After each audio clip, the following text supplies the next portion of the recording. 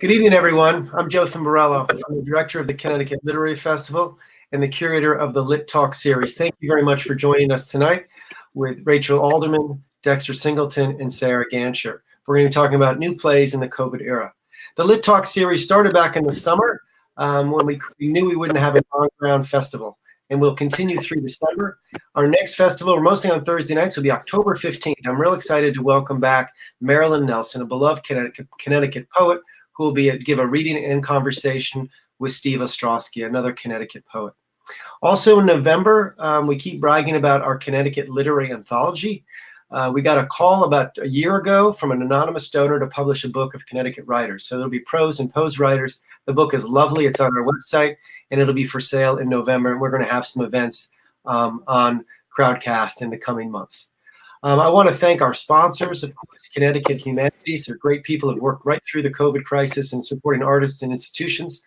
Also to Central Connecticut State University, where the Lit Festival is housed. Also Real Artways, our partner when we have the on-ground festival, and all of our sponsors around the state. Lastly, as the night goes on, there's going to be a rich conversation, and then you can ask questions. You'll see at the bottom of your screen, there's a question button. You can click that, and then you can ask and type in your question. Now, I always find at these events, someone asks my question and they ask it better. So with our platform, you can vote on their question, and the question will go up the top, and then Rachel and the guests can see them, and they will answer your questions later in the hour. So again, thank you for joining us. Please come back, and thank you for supporting the arts in Connecticut. And now let me introduce our host for the night, Rachel Alderman. Hi, everyone. Thank you all for coming out this evening. My name is Rachel Alderman, and I am the artistic producer at Hartford Stage in Hartford, Connecticut, and I'm also an ensemble member with a Broken Umbrella Theater, a group in New Haven, Connecticut. I just make my way around the state. Our little state has so much arts, and it's really great to represent it in so many different ways. And I'm joined tonight by two incredible artists. I'm so thrilled that they both were able to spend a little time with us this evening. So first, I'd like to introduce Dexter Singleton, who I've had the honor to know for, I don't know, maybe a decade now, Dexter, maybe? At least. We've performed together in a show. We've worked together. I directed for his wonderful company, Collective Consciousness Theater. And he's just a stellar human being, and also lives very close by to me, which is always nice to have a good neighbor. Dexter wears a lot of hats. He's the founder and artistic director of Collective Consciousness in New Haven. He also is a professor. And tell us about your new position that you just started recently. Yeah, I just became director of new play development at TheatreSquared in Fayetteville, Arkansas. Wonderful. So we're going to talk about all the hats you wear tonight. And then I'd also love to introduce everyone to Sarah Gancher, an amazing playwright that I had the honor to work with at Hartford Stage a few seasons ago when we premiered her incredible play, Satyr.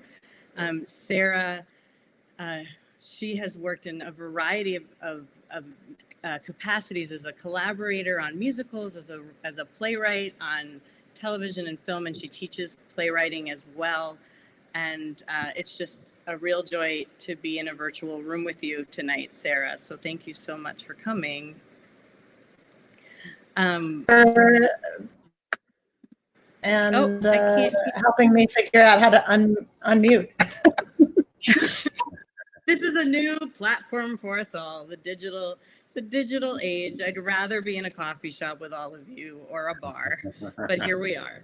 So, and I'd like to reiterate what Jonathan said, that if you have any questions at any time along this journey, please don't hesitate to type them in. We'll try to amplify them, and you're part of the conversation as well, everyone who's listening in. So please don't hesitate to jump in. We're really going to try to talk about new play development, the process, the impulse to write a play in the first place, and what it's like in this moment, this very unique moment, to try to make work and how it's different from the old days of 7 months ago. So what, Sarah? You looked like you had a thought. Oh, now you're muting. My thought was, oof. My thought was, yeah, I like, remember that. End of thought. Yes, period. Exactly. So I would just love to go back to the beginning, the genesis of you both as artists. You all have you both have so many different talents. And I really love genesis stories. So where did you start? Why are you in the arts? And why are you writing or directing or what have you? Sarah, you want to kick us off with your genesis story briefly? Sure. It's really, I have a very hard time with this question, and I knew it was going to be the first question that you asked, and I tried to think about how I was going to answer it, and it was really hard. The first type of arts that I got involved with was violin. I'm at least 8th generation violinist, and now my son, who you will probably hear in the background, is a violinist as well. Yeah, now here he wants to come say hello. So you were asking about art in the age of COVID. Here it is. Exactly. My kids are upstairs. I'm in the basement. Where are your kids, Dexter? That's right. Mine are upstairs. Exactly. They're always yes, exactly. And I know Rachel's got hers somewhere around the house too. I know. There we go. So I started out with that. My grandmother was a classical violist. My father had a band. I grew up playing jazz with his band, usually jazz manouche of the 20s and 30s. And then I went on to start playing in jazz bands when I was in high school. I did that for a little while living in New Orleans. All of my violin teachers always had these very, very hectic lives where they were having to hop off the phone during a lesson and like go do this, that, and the other thing and balance like 5 different jobs. And so I was also interested in theater and thought, well, I'm not going to have a hectic life. I'm going to, do something with theater instead and not be crazy. The great cosmic joke. Right. Let's see. I don't know. I guess maybe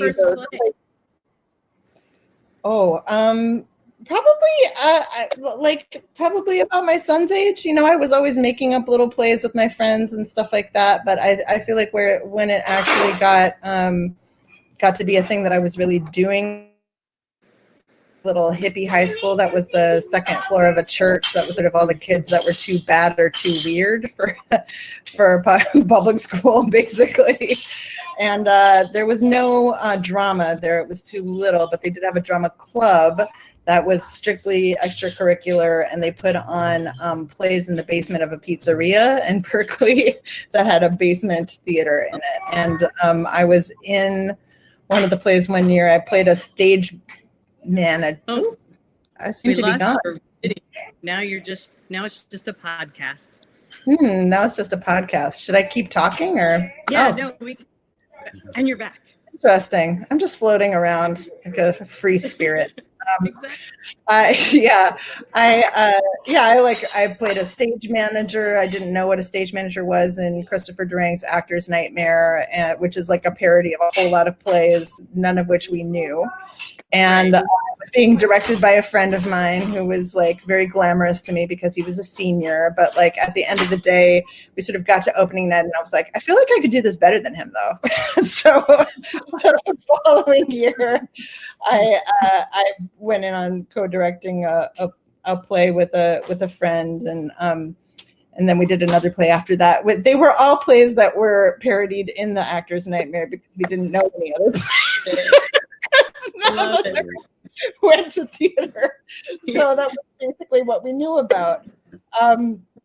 But I ended up getting a scholarship to go to college, and I did a triple major in directing, playwriting, and jazz performance, which at the time I thought of it as a major in improvisation. And an important I think that the real origin story here is that after I directed that first pizzeria play, Basement of the Pizzeria play, I had a family friend who gave me a book by Dario Fo called Tricks of the Trade, which was a book by, he's a Nobel Prize winning radical playwright who wrote a lot of intensely political work, a lot of comedies, and this book was all about commedia dell'arte, about the long, deep, popular comedy tradition.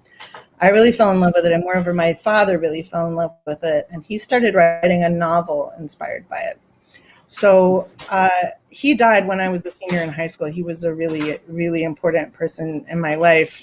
You heard me just talking about growing up playing with his band and stuff like that. And I didn't read the novel, which is still unfinished, until I was in my first year of college. And it was like talking to him again for the first time. And this novel was imagined that the Three Stooges were secretly members of a Jewish Buddhist Taoist comedy cult in Azerbaijan that believed in enlightenment through laughter, and that all of the Three Stooges things, like, you know, woo, or like whoop, or even the slaps were like comedy mudras that were meant to help you snap into enlightenment. And it was really, really moving for me. And then after that point, everything for me became about comedy. So I started to study clown. I got a job with Big Apple Circus so I could watch the clowns all the time. I studied commedia dell'arte, and then I taught commedia dell'arte, and you know, physical theater, silent comedy, just like sort of whatever, improv, stand-up, like whatever I could get into.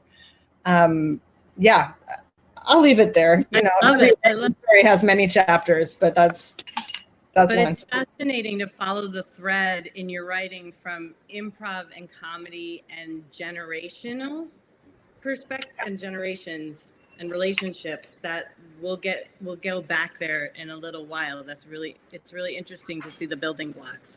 Right. And Dexter, I know you wear so many hats. So where did this start for you? And where did you grow up again? You're Detroit, right? I'm from Detroit. Yeah, born and raised in Detroit, Michigan. And, I've been in New Haven at this point so long, though so many people think I'm from New Haven. So, yeah, I started and I kind of stumbled into it as a kid. I didn't really study it too much, as I wasn't one of those kids who started off doing, drama classes as a kid or any of that thing. I stumbled into it because I was an athlete who in high school, and I was looking to get a credit. And I said, what's an easy elective I can take to a friend that'll give me an easy A? Right? And he said, take a drama class, man. And I'm like, all right, cool, right? The rest is history. Yeah, and I'm like, I can do it, and it'll be pretty easy. And when I started it energized me in such a way. It just made me feel a different level of energy and excitement that I just couldn't explain when I got up there and performed, and it just felt so good to do it almost from the minute I started it in the class. And I ended up taking the class 2 more times, and eventually they were like, you can't take this class anymore. Right. And so I actually probably started in my junior year, actually, and then took it every semester through my senior year. And in fact, I fell in love with it so much that I ended up quitting sports altogether. And the next season I played baseball. The next season I took my coach my uniform and said, I'm quitting the team. And he said, what? He said, you'll be back tomorrow.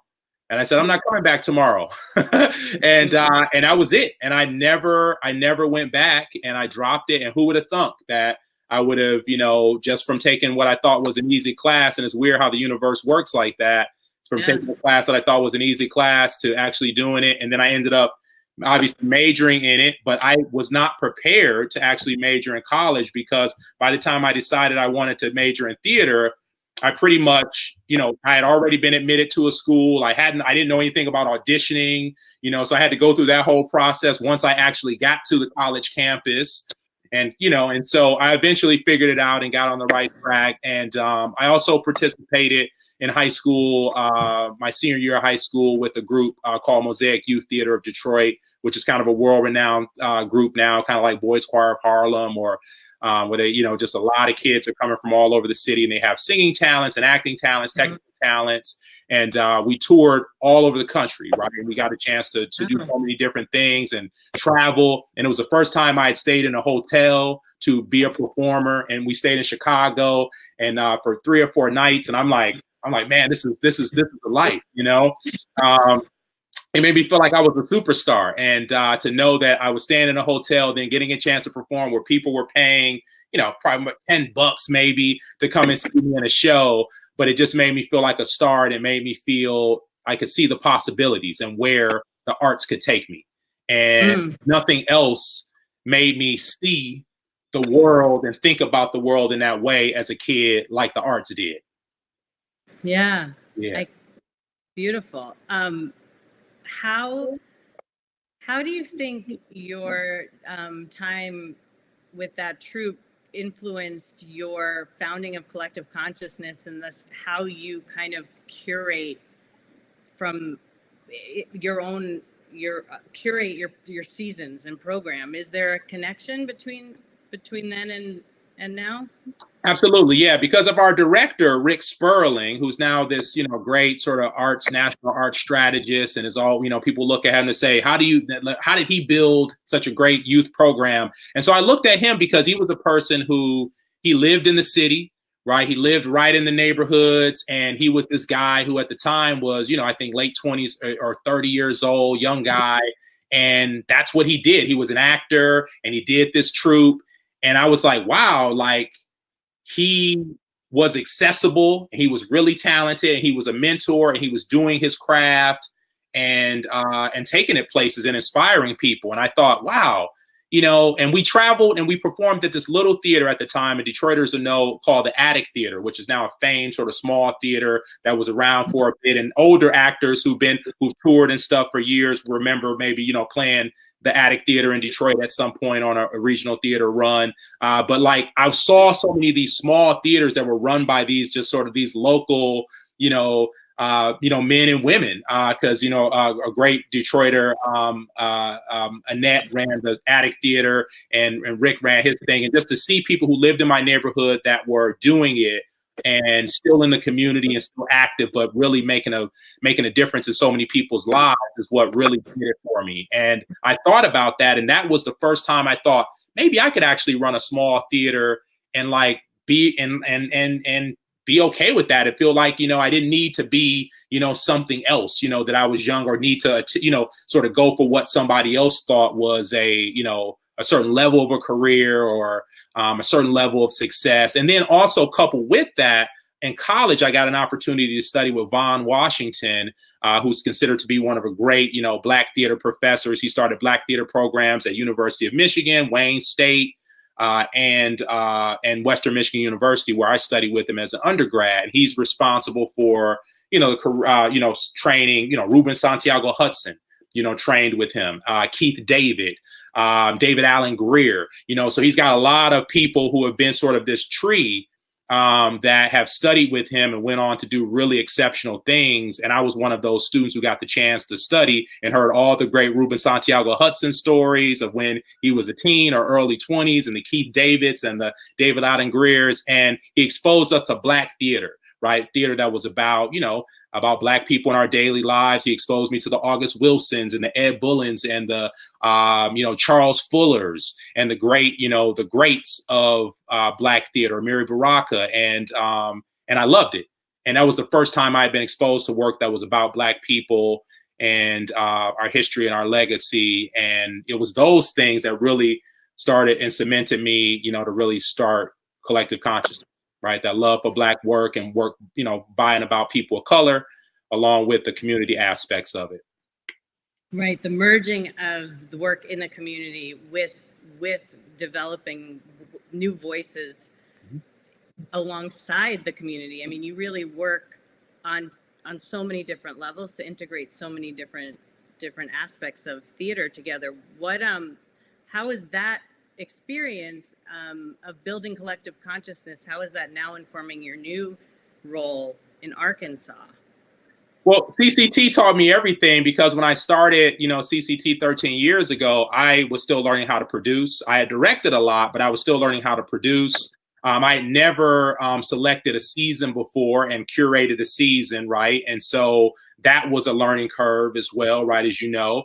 And you know, early in those first couple of years, right, you know, we had some big successes, and then we had plays that I curated where I was like, oh, I love this play, but then, you know, nobody came to see it, you know, and sort of like, how do you sort of put a season and, you know, based on sort of like the time of year, some plays at certain times of year sell better than others, and certain writers and certain subject matter. And I learned all of that, you know, and I learned everything else that I really didn't know. I learned how to write a grant through CCT. I learned how to do fundraising, which was vital. I really learned how to direct at CCT and directing a lot of the shows. I learned how to write, you know, there, and how to administrate, and how to really look at and produce and administrate over sort of technical design elements, actors, directors, hiring people. So I basically learned everything sort of trial by fire, and I didn't know how to do it. I just started to do it. I said, let's do a play. Let's cast some people. You know, I had been in the actor end, but I didn't know what it was like. I didn't even know how to put the budget together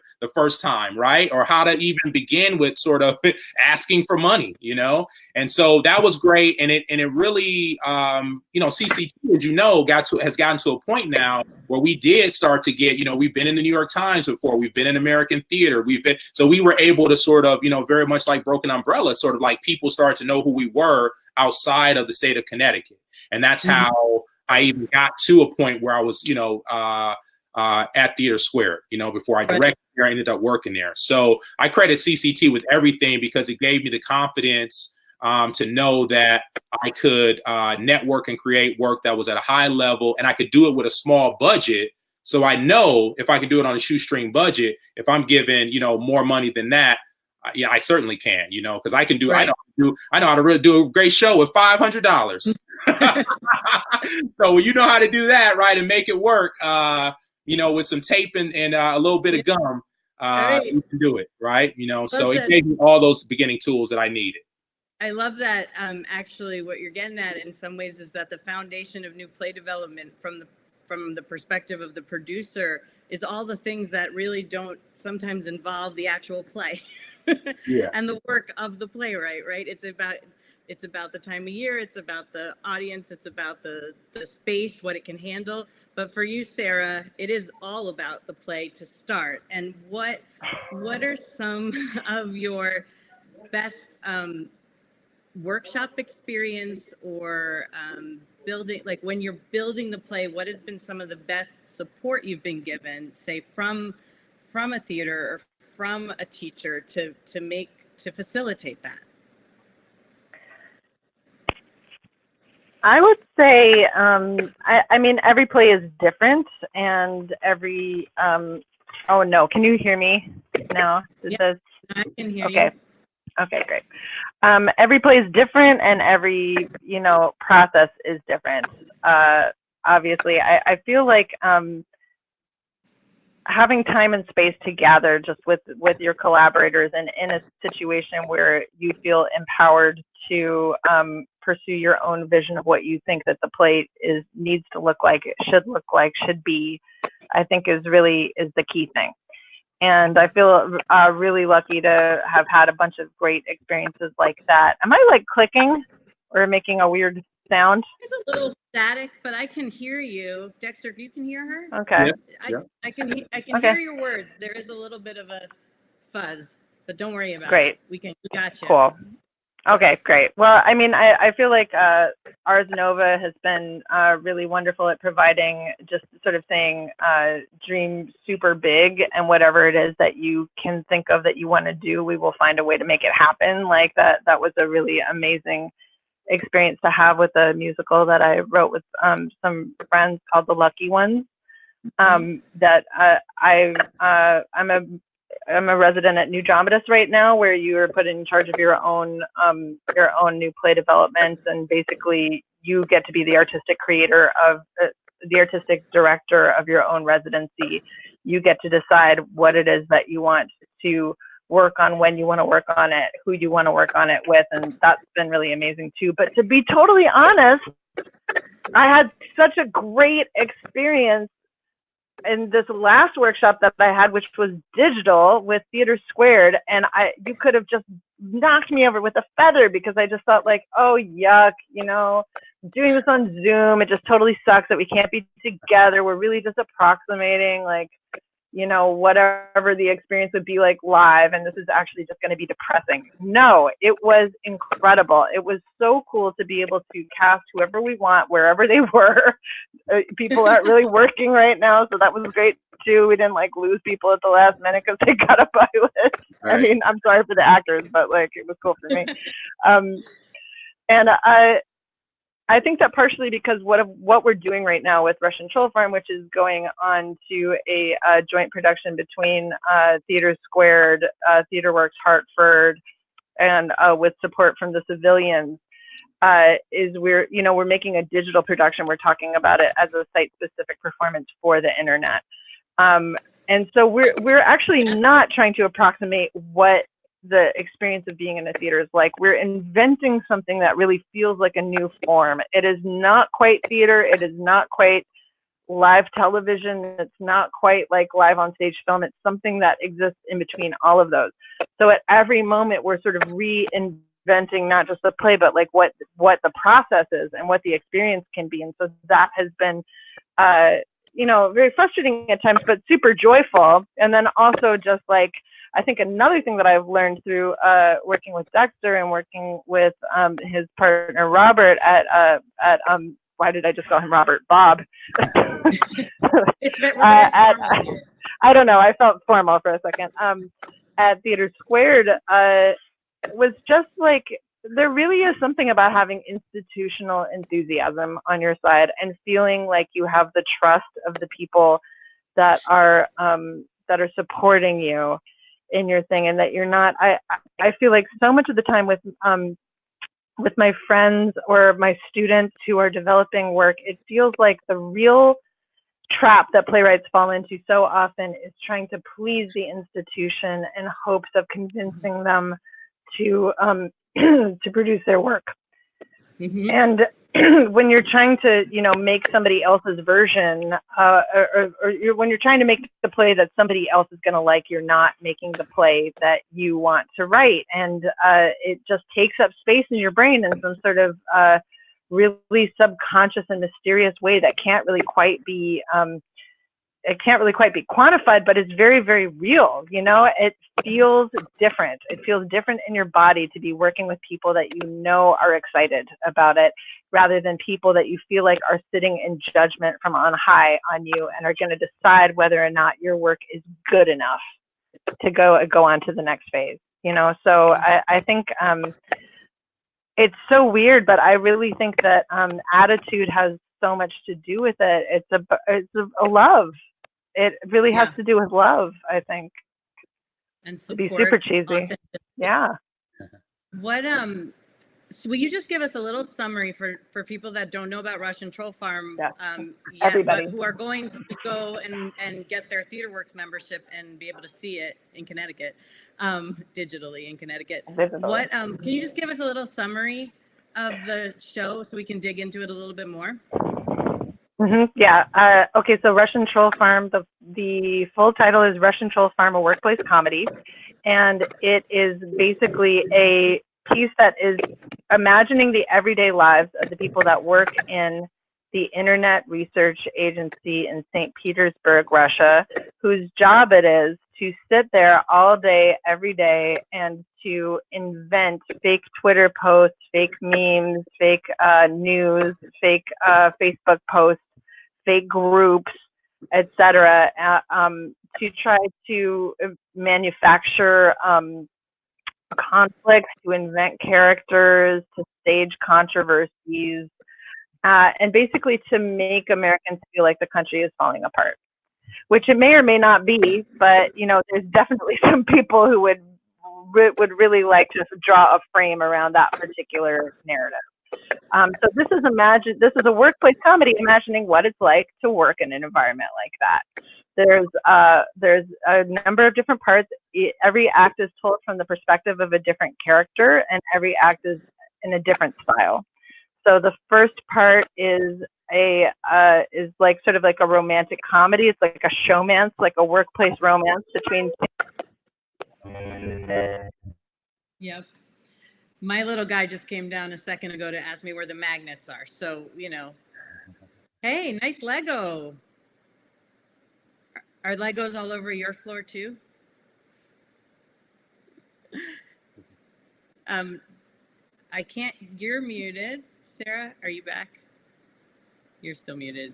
While she's unmuting, Dexter, you joined the company and was Russian Troll Farm already on the docket? Yes, and yes. So how do you jump in and support something? What was your process? Well, the festival, you know, is part of the Arkansas New Play Festival, which we produce every season at TheatreSquared, which is generally 4 to 5 plays that are produced that are each given 2-week workshops in two different public performances in different cities over the course of this 2 weeks, right? So you're able to rehearse a week, have a show or public reading, and then do another week of rehearsal, and then have another public reading at the end. So the festival was already chosen when I joined the staff this summer. So basically, I was trying to catch a moving train. The 5 shows were already there. And because it's virtual, we spread it out over 6 months. And so we just dropped one last week, Heroes and Monsters by the Latinx Theater Project. And then we're getting ready to work on another one just in a few that's going to drop in December. And so, so we're just trying to catch this moving train and then kind of trying to pick up with things right as we go along. But I was happy to see that Russian Troll Farm was part of it because of the work like I do at CCT, plays that are socially relevant, plays that have a real strong voice about what's going on right now. And that was very attractive to me because that's the type of, work I always did, right, or I'm always doing right at CCT.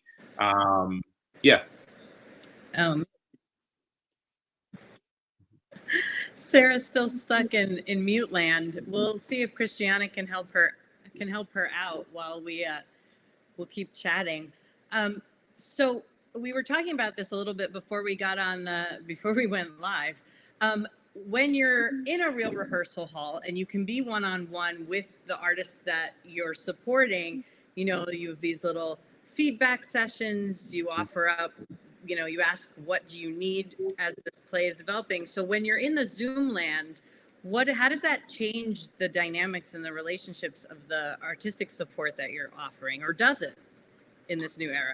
I think it does because I'm so hands-on, and because this was the first festival, I really hated that I couldn't be in the room because I feel like I'd be the host, right? Part of the host, and Bob and I could walk around and shake hands and go and have dinner and really get to know the playwrights and the actors and the directors, but that just wasn't possible. So I feel like that's one of my strengths, and to not be able to have that. Right. And, but one of the things about theater, right, we're so nimble and how Zoom theater has progressed, right, rapidly over the past, 6 months. It went from basically like the Hollywood squares to now people using green screens, right? So it's getting to like a whole nother level, right? And the stuff that we're doing on Russian Troll Farm. So for us, it takes a little bit more logistics, a little bit more planning, extra communication, because a lot of the staff now, we're all in our different homes. Some of us are now in different cities, right? And we just have to make sure that we're on the,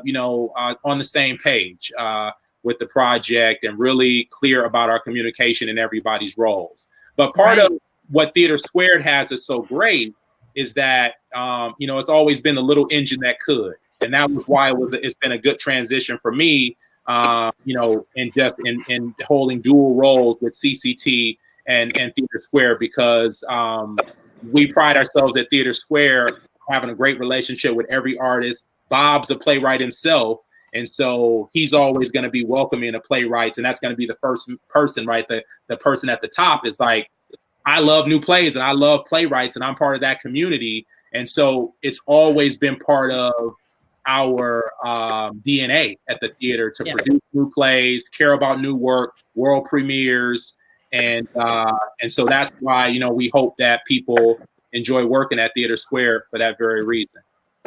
Let's talk I about. have to say Hey, that Sarah. I totally love working at a theater that is run by a playwright. It has convinced me that I just want all theaters to be run by playwrights. It's such a different experience to, so much of the time.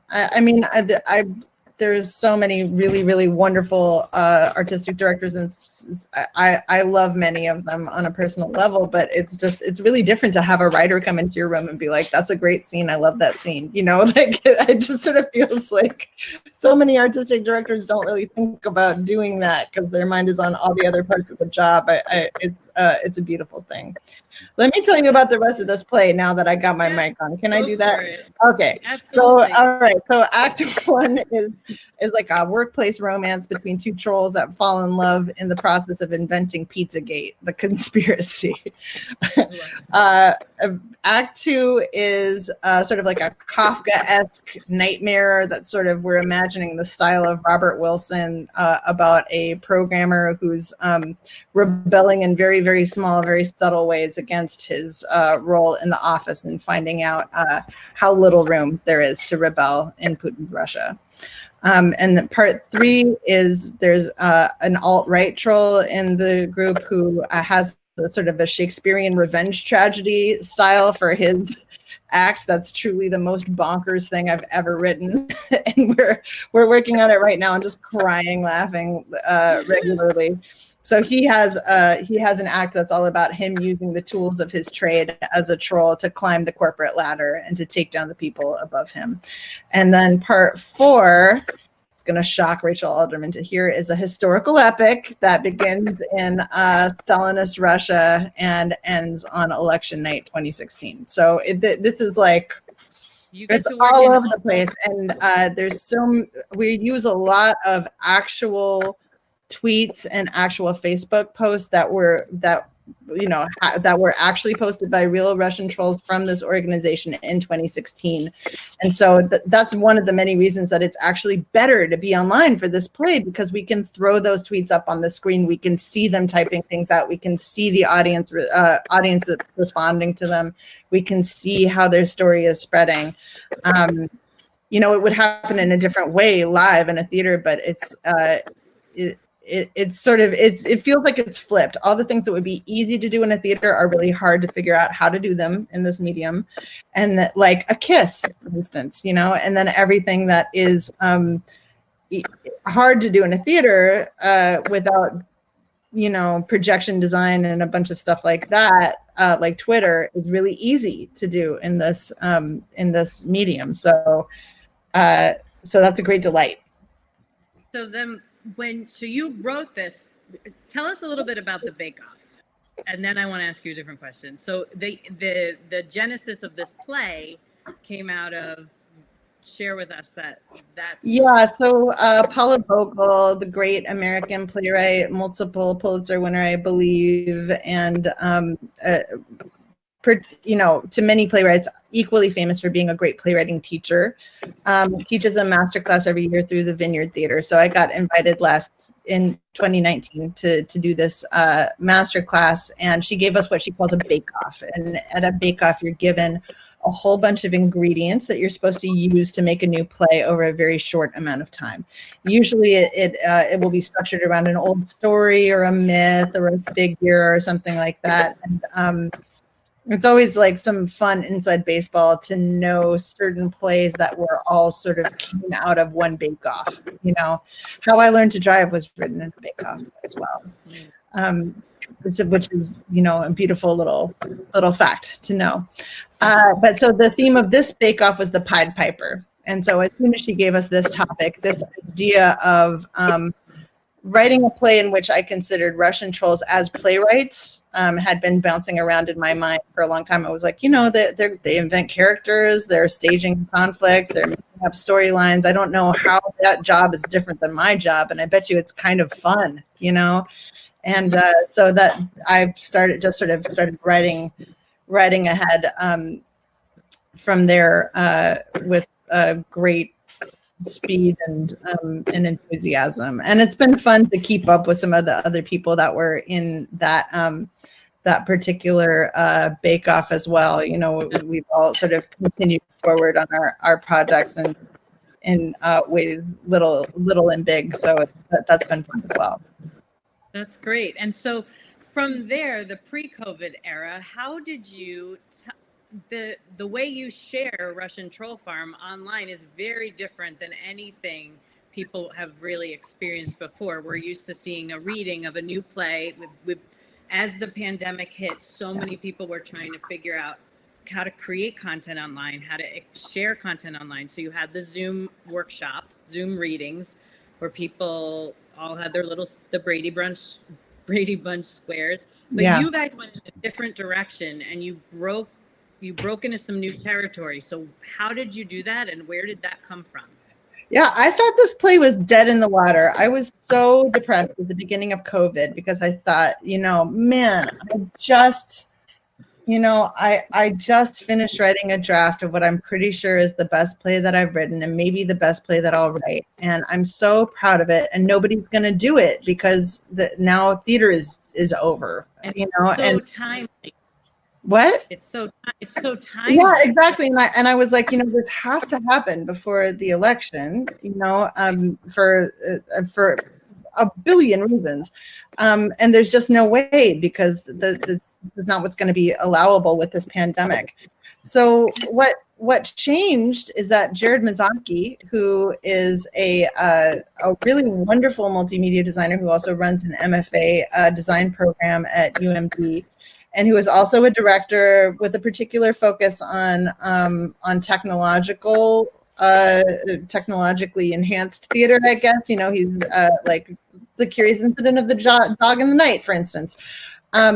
He, being the very special, weird genius that he is, when COVID hit, he said, "Oh boy, you know, people are really going to need to figure out some stuff about how to make theater online. This is very exciting." He immediately asked for a sabbatical, and he immediately started rallying all of his grad students to hack Zoom and to figure out how to really start doing some really cool things with Zoom. And by the time that he got in touch with me and said, like, what do you have that might be good for this? Could we make up something together that might benefit from this form? It was already July or something like that. You know, like every theater had their season set already.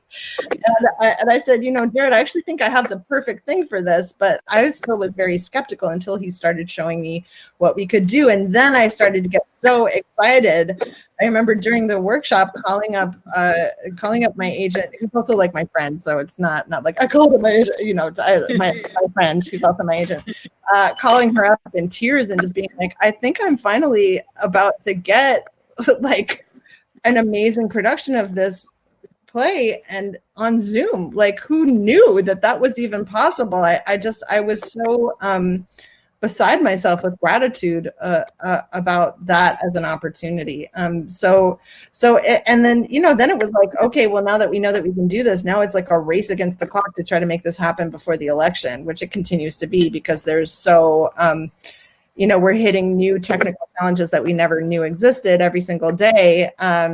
And also trying to do all the other things that you do in the course of making a play, like trying to figure out how to, you know, how does it want to be acted? Is this the right language? Like, you know, what is this sound cue? What does the space look like?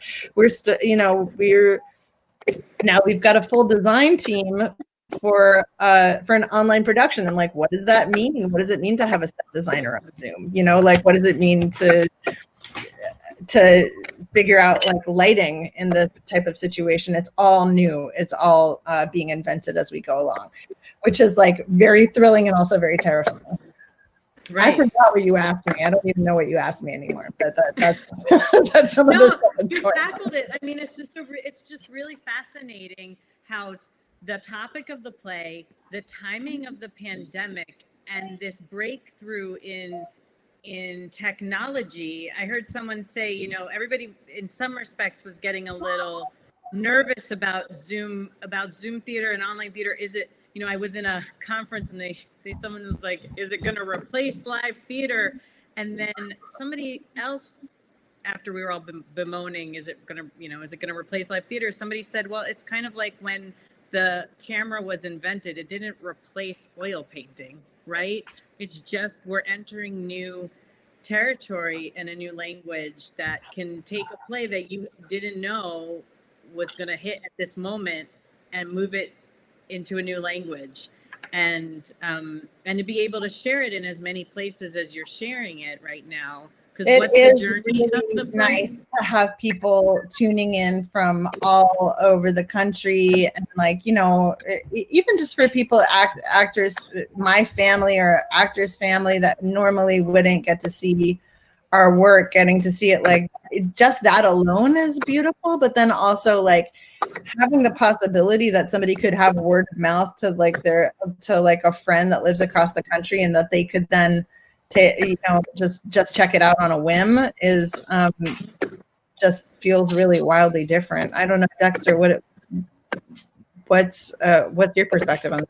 Yeah, I agree, and I think it's going to stay in some form or another for sure. Because at the very least, as producers, we look at it, you know, as one, you know, this is a new form. It really, you know, you can, if actors have conflicts and there are other parts of the country, it's the way you can bring them all together and still make it happen, even if they have a movie going on or whatever going on set or location, you can still bring them back together and still make an event happen. And that was something that if you couldn't get them in the same place, we didn't think about, right? So it's going to stay in that form, but also how it advances streaming, because now theaters have realized, okay, now we can reach the viewer who could never come to the theater, right? Whether it's health issues, right, distance issues, travel restrictions in some way or another, or people who are just from the Netflix generation and they want to see it at home, right? So I think it will allow theaters now to say there is going to be a portion of people that potentially don't have to actually go to the theater and they can still enjoy the play. And I know for theater purists, that could be a difficult thing. Oh my God, people are not going to go to the theater. But I'm a new generation guy that's got old school sensibility. And I do believe in that we can't compete with movies, but or the internet, but there are ways when we can find to work with it. And sometimes I feel like theater, that the Zoom era has forced us to be futuristic. And sometimes theater's got to really be pushed off a cliff to accept new ideas and new ways to do it, because we so badly want to hold on to tradition of how the theater was created, tradition. And that's okay to break the mold, because we still have, we don't have enough people that see theater at all. It's still a very small amount of the American public that see theater. And we want to get more people in to see it. And for me, we want them to see it in person, but if they want to see it from home too, that's okay, because just because they're at home now doesn't mean they're always going to stay at home, and they may actually come to the theater later, or they may do both, right? Whatever's convenient, and that's okay, right? For meeting people where they are. And that's what this medium allows. It allows us to meet the artists where they are, as well as the consumer or the patron or viewer. Yeah, I think it's making people really hungry to return to the theater as well. I mean, certainly all the theater people. I mean, even though we're having a great time developing this online and making new stuff, and we still always will hit a point where it's like, man, I wish we could go to the bar together for a drink right now. You know, wow, I really wish that I could see this live.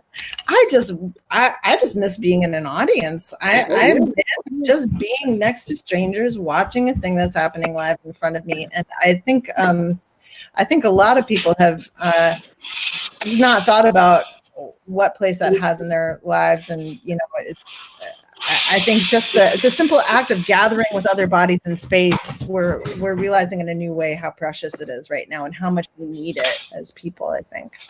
Yeah, we'll love it so much more. And I've dreamt, I'm sure probably the same of you, of that return, that first opening night again, and what that energy will be like when we're in the lobby, right? When we go and take our seats, when we hear the announcements that we've taken for granted, right? Or the bell ding to let us know to take your seats, right? And when the actors hit that stage, I can imagine that there'll be a great applause, right? From, you know. You're actually gonna make me cry. You're actually tearing up right now. Right? I feel it too. It's like I can't wait for it. I can't wait for it. It's gonna be so amazing for us to make our return. Yeah. And we will. You know what we talked a lot about in the Russian Troll Farm room is so many of us haven't met each other in person ever, and it's crazy because we're spending these like long, insane hours together doing these very technical things on Zoom, and I think I'm the only one that's met everybody in the flesh. You know, my two directors that are co-directing together, Jared Mizaki and the very brilliant Elizabeth Williamson, who helped to run Hartford Stage for a really long time, and who the Hartford audiences know very well, and Rachel Alderman knows very well. Jared and Elizabeth have never met, and just like about once every couple of days we'll remember, oh yeah, they still have never been in the same space at the same time physically. It's crazy. Anyway, so interesting how Zoom creates a kind of intimacy that I did not expect. Expect. But before we wrap up, because we're getting close to the hour, there's a question in here that I wanted to ask you. What challenges, this is from someone who's watching, what challenges and or advantages have you encountered writing plays that you think are unique to the form or perhaps affect the craft in a different way than they do other forms? Which I, maybe part of that question is, why make it a play? What's unique about writing it in the form of a play? What compels you to write something as a play versus as a novel or a poem? Dexter, do you want to answer that first? It's a really interesting question. It's a great question. Yeah, I'll take a shot at it. I mean, for me, I think it's a play. For me, is something, you know, it's just like this energy of something where it has to be seen and not just read, right? And for me, right, that's always a play, is it has to be seen. There's something about, you know, plays have a lot of text in them, but we also know in plays, we spend a lot of time talking about the nonverbal aspects, right? The physical characters, the gestures, the looks, right? The tactics, the use of silence, right? All those different things. And those are things that you can picture in your head in a novel, but nothing like seeing it on stage. And I think for me, particularly, seeing people who are doing the things that you're doing in life, right? That mimesis, right? That life imitating art, and seeing that in the flesh and getting that immediate response of the audience, the energy, feeling one another in that shared space, right? And the fact that when you have a play, it's like, it's only for the people that are there. And when it's over, it's gone. And there's so many plays not even filmed, right? We just have it in our memory of like, remember when we saw that great performance of such and such, right? So for me, that's the difference between a play and a novel. For me, is that it's that immediacy. You have to see it and you have to experience it right there, right now. Yeah, I think there's something chemically about an idea that demands that we gather together in space and that we be together. And I think that Russian Troll Farm first presented itself to me as an idea about a play because I was so interested in storytelling and the type of storytelling that happens in trolling, actually, in the idea that that these trolls are using all of these different tweets and all these different characters and all this different sort of synthetic chorus of voices and ideas to try to tell a certain story about where Americans are, who we are, and where we're going, you know? And so to me, that storytelling impulse is actually very ancient, and it felt as if it felt really radical to want to do it together in a space with humans, you know? But I gotta say, it works like this too, because it is, it's a play that's like literally about the internet, and so, you know, to my great delight, it works very well also on the internet. But I do think that there's something about being together with bodies in space. You know, this wonderful fact that it takes about like less than 60 seconds when you sit down in a dark theater for your heartbeat to synchronize with the others around you. You know, and I think that it's really there's something about spending time listening to full conversations, really being there with other people in time that fits, for some reason, sparks the imagination in a certain way for certain stories. And I will also say that some of my favorite plays and playwrights are when I sit down to read the play and I can't read it because I have to do it. I have to get up. I have to speak it in order to understand the dynamics of it. That's for me the difference too, right? When you have to inhabit it in 3 dimensions. I had that experience while reading your play Satyr, Sarah, because of all the time jumping and all the relationships and the parallels that you put in that work. I had to actually get out of my chair to embody it, to understand how it was working. And I think that is also a difference. Yeah. There's one last question. What would you say? I'll just say this about that layering impulse in Satyr, and it definitely exists in this play too. I love a lasagna, you know, like I just feel like I can't do a single layer play. It's all very tiered. It's great. The last question, and I think this is a nice one to end on, is what would you say to a fiction writer or poet? What could they learn from playwrights? Is there something that comes to your mind that you would like to offer up as something that you have learned as someone who is crafting stories from a play form? We touched on this a little bit, but what would be kind of one thing you would offer up? Maybe even a process, something that you use in your process that might be very specific to. I'll tell you, if I had, for instance, a fiction writer very close to me in my kitchen who I was married to, I would say that, for example, you know, just throwing something out there. You know, one exercise that I really love to do, and I love to do with students that are just discovering playwriting, is just about, you know, imagining a very strong situation in which 2 people want something, and that this person's want is in direct conflict with that person's want. Taking the time to really put yourself inside of one character's brain, I think of it as getting inside them and driving, and just going as far as you can, just trying to get what you want, and just hitting up against every obstacle, and then stopping and switching into the other character and seeing what it's like to get in them and drive. You know, I think that there is something very deep about empathy in playwriting that can be really beautiful for other types of writers, to really have to imagine what it is to be inside a certain body, inside a certain history, inside a certain life, inside a certain set of circumstances, inside a certain want, desire, need. That is a little bit of a different kind of lens than the sort of more macro lens of a novelist, or the more beautiful miniature lens of a poet. Wonderful. Dexter, do you have anything to offer up in this regard? Yeah. You know, my partner at CCT, Jenny Nelson, always says in plays when we're in the room working, one of her greatest things to say is that allow people to see your heart, or to see the heart of the character, and that for her, theater is about seeing a person's heart.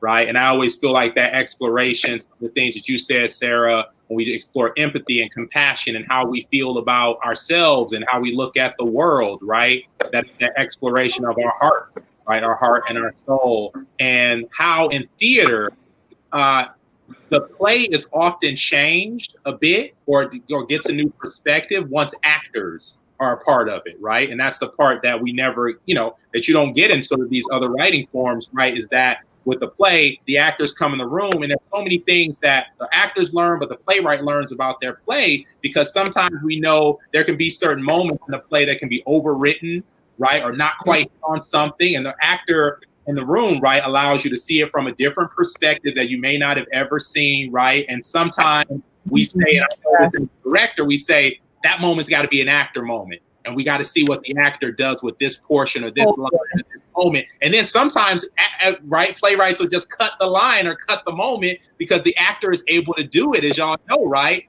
Non-verbal, or show it another way, and you go, wow, that's so much better than what I could have come up with, right? As a writer, right? And that's the process.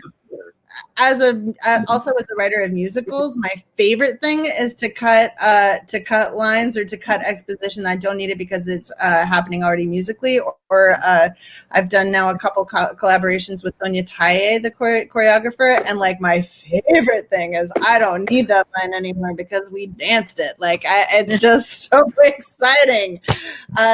So I totally agree. Yes, that collaborative aspect is really wonderful. And I will say this, that I from what I understand, the culture of criticism within fiction, and I don't know about poets, but within fiction is pretty different than the way that playwrights critique each other. And I definitely think that what I understand to be the more touchy-feely, celebratory and collaborative way that playwrights talk with each other, I think could be really something for more cutthroat writing disciplines to learn from. You know, I think that in theater we know that a note is not good if the person who's hearing it is not prepared to receive it. It's useless then, you know. So it doesn't matter whether you're right if they can't take it, you know. So I think that's another thing that I think would be good to think about a type of writing where the point of it is to build community, you know? In process and in art, yes. Yeah. Yeah. And then another question just popped up. So I'm interested, I'm going to reframe it slightly, but now that you've written and adapted your play for a virtual medium, has your brain shifted and started thinking about other ideas and other plays for this new digital landscape? And also, Dexter, have you started looking and reading plays with an eye towards a different kind of lens because of this digital landscape, whether something might fit more on a digital platform versus in a black box? What is that like for you now that it's a possibility, now that it is an option? Well, yeah, I'm definitely. Oh, sorry. I'll let you go first, Sarah.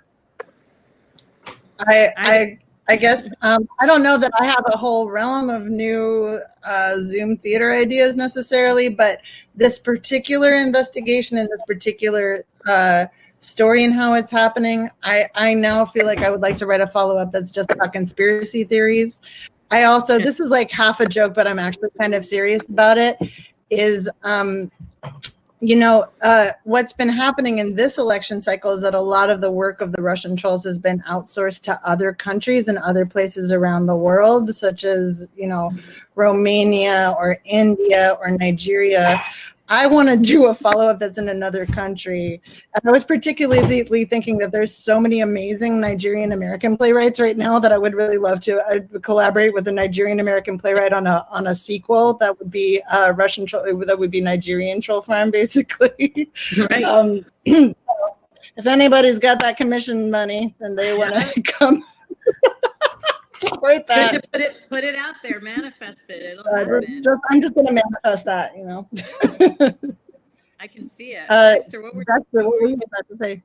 Well, yeah, I think, you know, because, you know, as theaters, like almost everybody, you know, everybody's doing virtual, right? And we know that's going to be the immediate thing, you know, for a while. And so, you know, that's what I have to do, right? That's part of our job, is to continue to produce and look at plays that fit this medium.